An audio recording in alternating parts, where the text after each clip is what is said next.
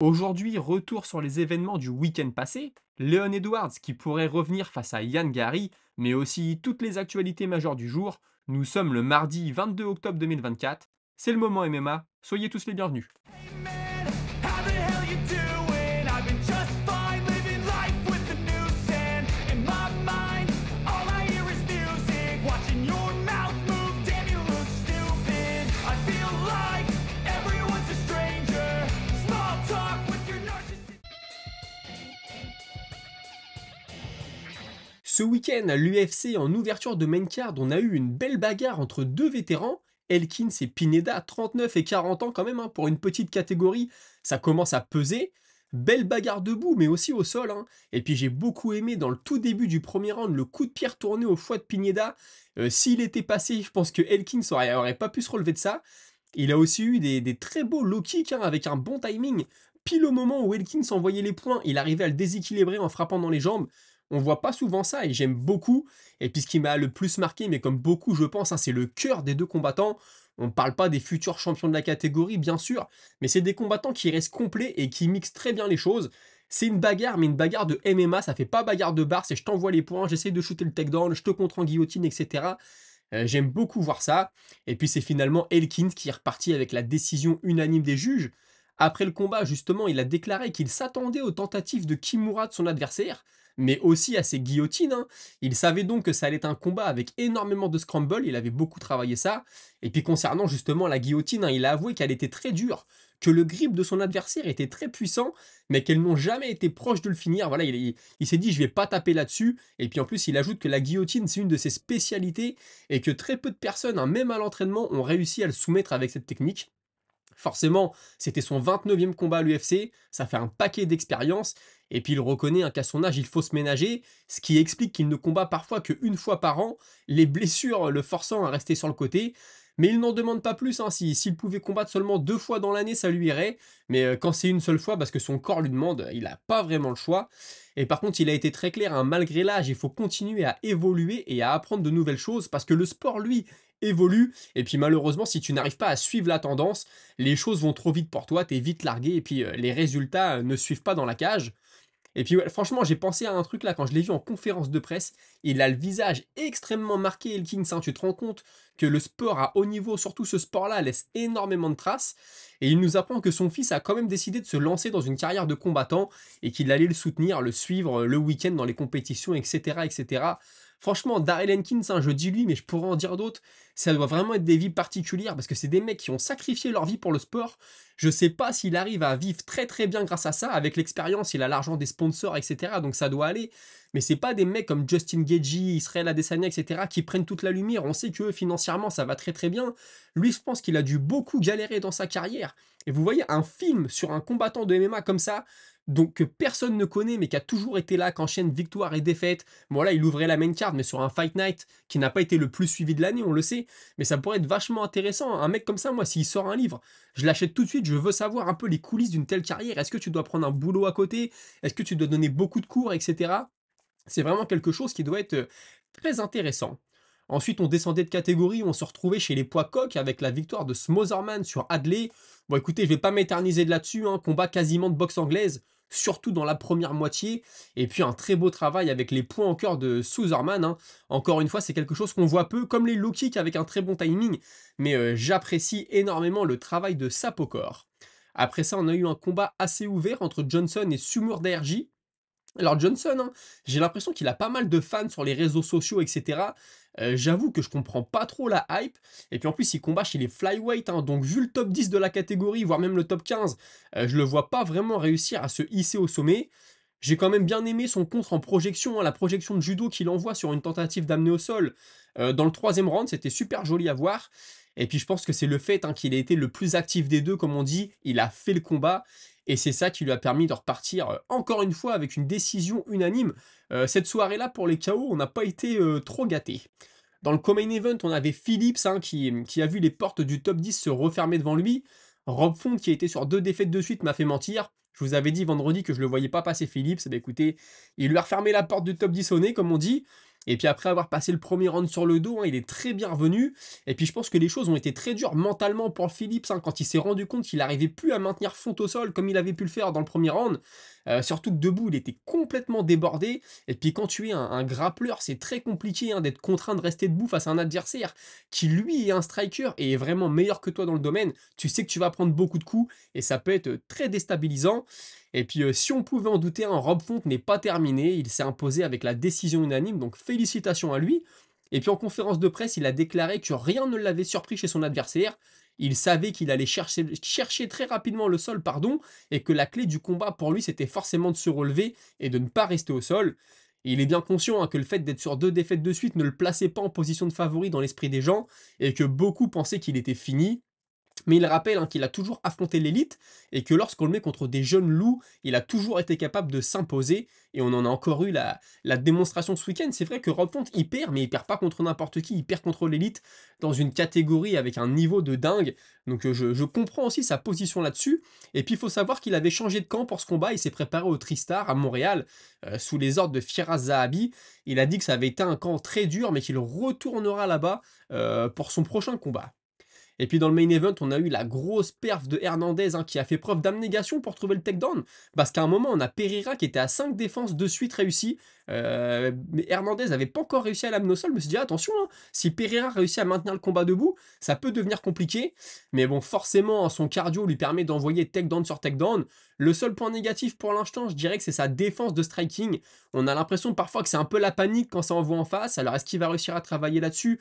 J'espère. Et puis s'il s'améliore sur ce point, ça peut donner du très beau pour la suite. Dans une catégorie qui est déjà extrêmement fournie, hein, chez les poids moyens, je le rappelle. Pour la suite, j'aimerais le voir faire un grand pas dans le classement. Et pourquoi pas prendre Brendan Allen. Ça nous ferait une belle opposition de grappleurs, hein. Allen vient de perdre contre Imavov, donc ce serait peut-être un bon combat pour se relancer. Et puis en conférence d'après-combat, il confirme que le premier enchaînement qu'il a pris en début de round 1 a bien touché. Il a pris un sacré crochet au foie. Il a dit: ça m'a fait mal, j'ai serré les dents. Et puis concernant les défenses de takedown de Pereira, il explique, hein, que le Brésilien utilisait beaucoup de force et qu'il savait que ça, il pourrait pas le faire pendant tout le combat, donc il allait réussir à l'user petit à petit. Il a eu raison parce que ça s'est terminé comme ça, hein. Pereira n'en pouvait plus, c'était vraiment un cauchemar pour lui. Et puis pour la suite, hein, il ne sait pas quand est-ce qu'il sera de retour, il attend de voir si quelques blessures vont faire leur apparition au réveil le lendemain matin. Il avait déjà les coudes, il l'a dit dès le début de la conférence, j'ai extrêmement mal au coude, donc va falloir suivre ça. Et puis, pour ce qui est de la route vers la ceinture, hein, il est bien conscient qu'il y a du monde devant lui, mais il est convaincu que son heure finira par arriver. Et puis, il aimerait être un peu plus actif, hein, mais comme il l'a déjà déclaré, il a tendance à y aller un peu fort à l'entraînement. Du coup, ça se termine régulièrement par des blessures qui le forcent à rester sur le côté. Et puis sur les réseaux sociaux, vous avez sûrement vu passer qu'il veut affronter Adesanya. C'est pas du tout ce qui a été dit en conférence de presse. On lui a dit: Adesanya n'a pas d'adversaire, qu'est-ce que t'en penses? Il dit: bah moi si on me propose, je dis oui, mais il n'a pas vraiment appelé Adesanya à venir le combattre. Donc on reste à l'UFC, mais on sort de cette Fight Night avec Max Holloway, hein, qui a déclaré il y a quelques années qu'il avait arrêté le sparring pour préserver sa santé et puis surtout le cerveau. On sait qu'il avait souffert de problèmes de dépression. Mais il faut quand même savoir, hein, qu'il s'y est remis lors de son camp pour affronter Justin Gaethje. Et c'est aussi le cas de son prochain combat contre Topuria. Et il explique, hein, que ce sont des adversaires qui nécessitent un minimum de sparring, de trouver le bon réglage entre sparring, prendre des coups, pas prendre de coups. Mais voilà, s'il veut s'imposer, il est bien conscient qu'il fallait s'y remettre un petit peu. Et puis il pense, hein, que Topuria ira chercher le sol s'il n'arrive pas à trouver des solutions debout. Et puis il ajoute que c'est totalement normal, c'est un combat de MMA, c'est pas un combat de boxe, c'est pas un combat de kickboxing. Donc c'était pas du tout une attaque envers Topuria, mais voilà, il sait à quoi s'attendre et je pense qu'avec son expérience, il sait maintenant que les choses peuvent aller dans tous les sens quand tu es face à un adversaire qui est débordé dans un domaine. Et puis il n'a fait aucune déclaration sur l'avenir, hein. On lui a demandé s'il comptait remonter chez les légers, parce qu'il est classé chez les légers. Si jamais il prenait la ceinture des poids plumes, est-ce qu'il va monter? Il dit: je sais pas, moi de toute façon, il faut que je reste concentré. Topuria, je le prends pas à la légère. Va falloir y aller, je ne regarde pas plus loin que ça. Et puis il a dit quelque chose de très juste, hein, parce que beaucoup de personnes parlent de ce combat comme de la nouvelle génération qui affronte l'ancienne. Mais il a rappelé que Topuria a 29 ans et lui, il en a que 32. Donc on ne peut pas vraiment parler de choc des générations, mais comme je l'ai déjà dit plusieurs fois, Holloway, il est à l'UFC depuis tellement longtemps que parfois on a l'impression qu'il a déjà 40 ans. Mais non, non, seulement 32 ans, il a encore peut-être quelques belles choses à faire. On a le coach de Leon Edwards qui s'est exprimé sur son poulain. Il espère un retour vers février ou mars, hein. Il explique que Edwards s'entraîne très bien en ce moment, qu'il est présent à la salle, qu'il est motivé. Il préférerait le voir affronter un striker parce que ça fait déjà 3 ou 4 combats qu'il n'affronte que des lutteurs. C'est vrai que ce serait plutôt juste de la part de l'UFC. Après il ajoute, hein: «L'UFC, nous offrira quelqu'un et on acceptera. De toute façon, on ne choisira pas l'adversaire». Lui, il aimerait quand même Ian Gary, mais il pense que l'UFC veut protéger l'Irlandais et puis que du coup, ils ne vont pas lui donner un aussi gros test aussitôt dans sa carrière. Mais moi, je pense que Gary, il est arrivé à une situation là où il est plus qu'à un combat d'avoir sa chance pour le titre, hein, très sincèrement. Donc prendre Leon Edwards, je pense que c'est une possibilité, c'est quelque chose qu'on pourrait voir. En plus, il y a un petit bif entre les deux, donc je ne ferme pas la porte totalement à ce genre de combat. Ce week-end, on avait aussi Ngannou contre Ferreira. Franchement, Ngannou, très intelligent, je vais pas m'étaler sur le sujet, mais debout, ça sentait la poudre, hein. Je sais pas si vous avez vu le combat, mais quand l'un ou l'autre envoyait, tu sentais que si ça touchait, ça pouvait être la fin. Ngannou aurait pu la jouer à l'ego. Tout le monde disait, ouais, Ferreira, il est dangereux, il frappe fort. Il aurait pu dire, lui, il frappe fort, moi, je frappe plus fort, vous allez voir. Non, non, très intelligent, il a amené le combat au sol, il a fini le combat au sol. Franchement, félicitations à lui, il revenait de 2 combats de boxe, on savait pas où il en était. Il a remporté le combat très intelligemment, il a pas pris beaucoup de coups. Il a maintenant plusieurs options qui s'offrent à lui, du MMA, de la boxe anglaise, on va pas revenir là-dessus. Mais je voulais quand même lui tirer mon chapeau parce qu'aller chercher la lutte pour un gars dont on disait il y a encore quelques années qu'il n'avait qu'une puissance de frappe et rien d'autre, il nous a prouvé le contraire. Et puis je vous ai parlé vendredi de Paige Van Zandt, je reviens pas là-dessus, moi, ma blague m'a beaucoup fait rire, il y en a d'autres un peu moins. Mais écoutez, son mari, hein, Austin Vanderfort, qui a été combattant au Bellator, hein, lui, il est arrivé jusqu'à la ceinture du Bellator en poids moyen contre Gérard Moussassi. Il était à 11-0, malheureusement, il avait perdu par TKO au premier round. Il s'était blessé à l'épaule. Il était revenu quelques mois après contre Jeffery. Il avait repris un KO au premier round. Il avait quitté le Bellator ensuite. Maintenant, il est au LFA. Il est retourné en poids welter. Il est toujours invaincu chez les welter. Et ce week-end, il a gagné au premier round un beau KO. Donc, félicitations à lui, hein. C'est toute une famille qui est dans le combat. Et Vanderfort, il avait participé il y a quelques années au Dana White Contender Series, combat qu'il avait gagné par soumission au deuxième round, mais Dana White n'avait pas décidé de le signer, donc il avait dû continuer sa carrière ailleurs. Il était passé par le Bellator, et aujourd'hui dans une ligue un peu moindre au LFA, mais c'est peut-être l'occasion pour lui de se relancer, puis s'il est bien chez les poids welter, peut-être de retourner dans une grosse ligue un peu plus tard. C'est un gros lutteur, hein, il faut le savoir, il a un physique impressionnant, il a des cuisses qui sont énormes. Bon, chez les welter, un peu moins quand il est en moyen, mais c'est un très bon combattant que moi j'aime beaucoup, tout en cardio, tout en puissance. J'espère pour lui qu'il reviendra. Je crois qu'il a la trentaine passée maintenant, mais il a encore peut-être quelques années devant lui. Et puis j'ai oublié de vous le dire, mais à l'UFC, dans les prélims, on avait Depeng, il a ouvert les prélims. Vous savez, c'est ce combattant poids lourd pardon, cubain, qui vient du taekwondo, qu'on nous avait vendu voilà, comme un mec très fantasque. Bon, bah il a repris une défaite par décision. Il s'est fait déborder, en fait, il s'est fait amener au sol, et à partir du moment où il était au sol, il savait plus quoi faire. Après, je pense qu'au deuxième round, quand c'est reparti debout, bah, il avait tellement peur d'aller au sol qu'il a pris des coups debout. Et voilà, ça a pas été une bonne soirée pour lui. Il a une victoire et 2 défaites à l'UFC, si je dis pas de bêtises.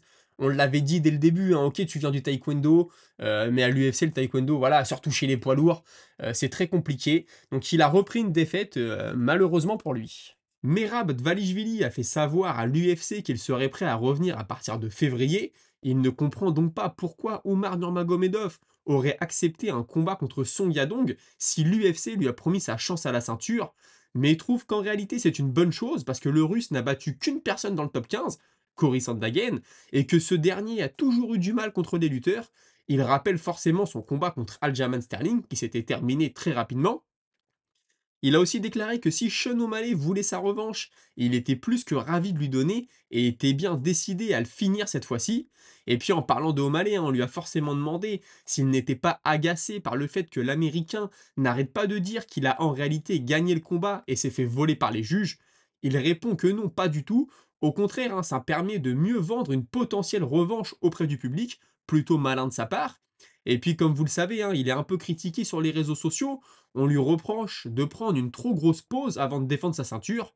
Il répond qu'il ne faut pas oublier qu'il a combattu 2 fois cette année, mais qu'il a aussi dû faire le poids une 3e fois, parce qu'il était le combattant remplaçant du combat entre O'Malley et Vera, ce qui n'est pas rien, hein, surtout qu'il a dû faire ce poids 3 semaines seulement après avoir battu Henry Cerudo. Et puis comme il le dit, hein, énormément de combattants profitent de leur prise de ceinture pour voyager un peu, mais surtout pour faire du business, et il ne voit donc pas pourquoi il se priverait de ça. Et puis hein, il veut être très actif l'année prochaine avec 3 apparitions dans l'octogone, ce qui serait énorme hein, au passage pour un champion. Et puis il conclut l'interview en disant que de toute façon, il affrontera n'importe qui, il ne choisira pas son prochain adversaire.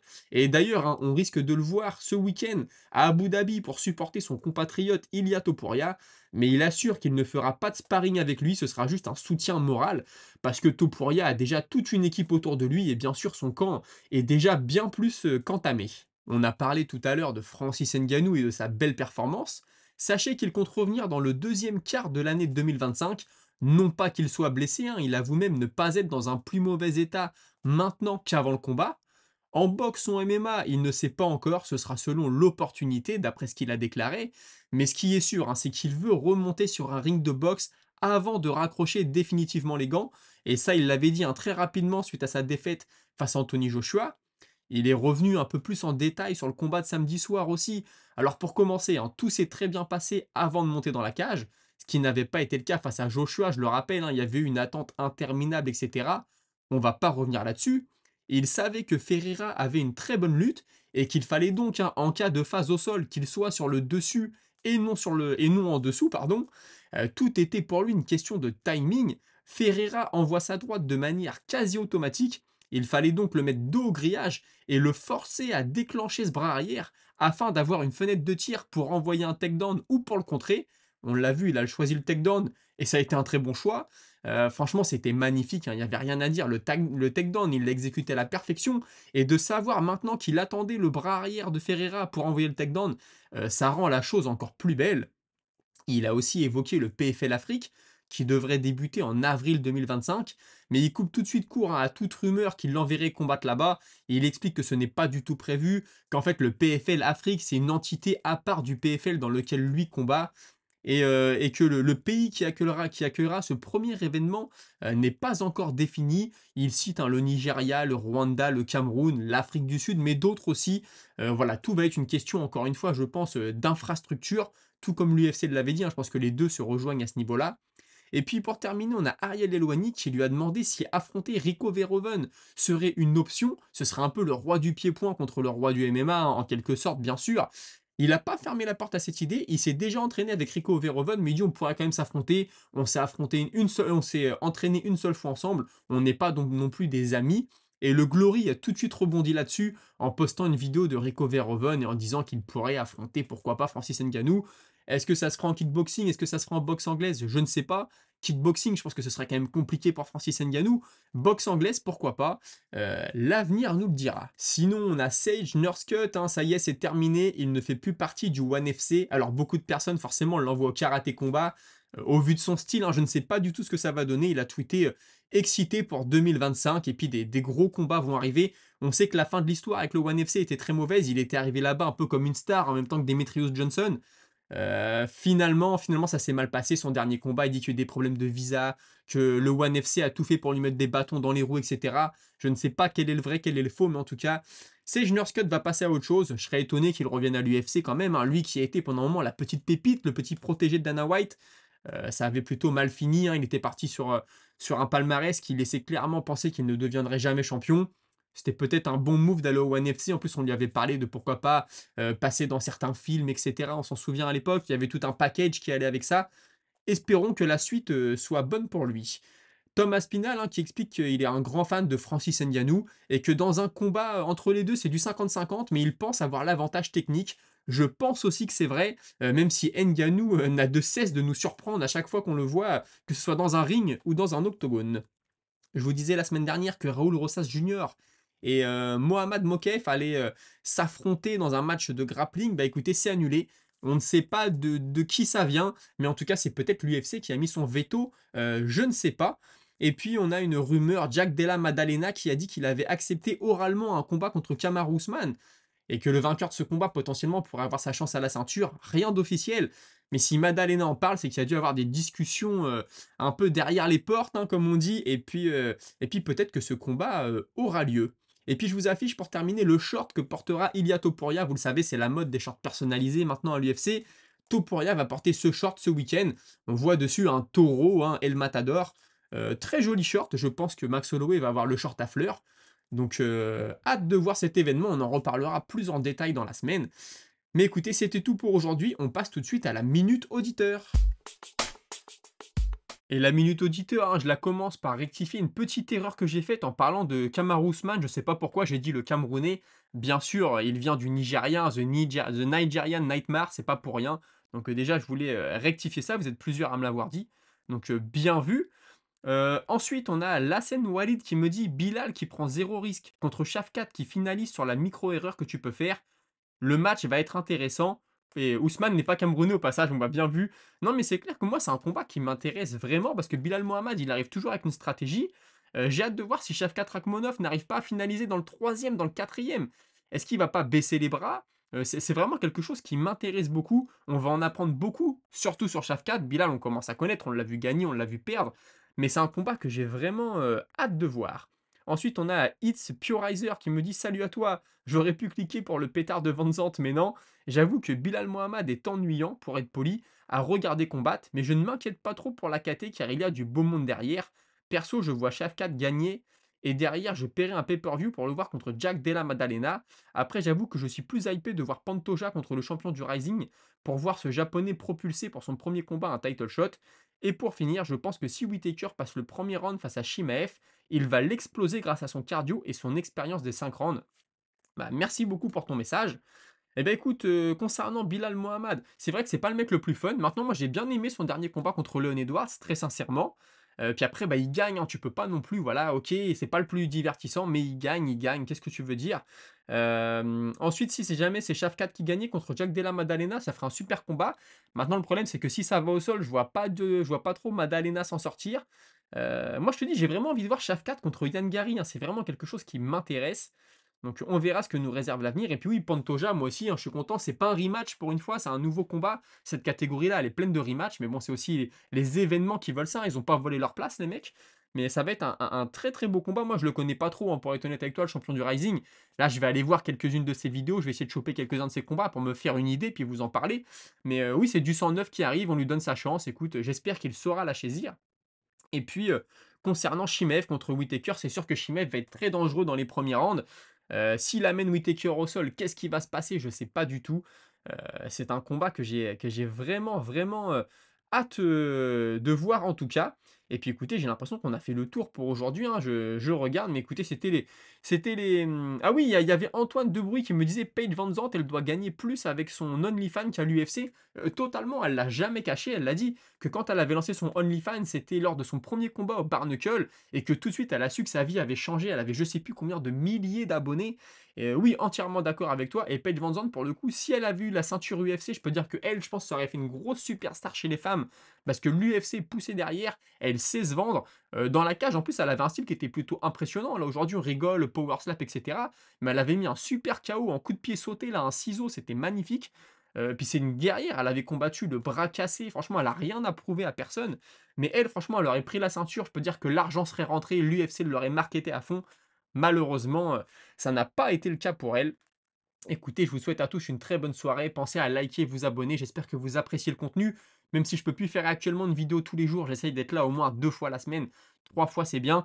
Mais j'espère que je pourrai être plus actif dans les mois qui viennent. Mais écoutez, c'est comme ça. Je vous remercie d'être toujours à l'écoute. Et on se retrouve très prochainement pour une prochaine vidéo. Passez une très bonne soirée.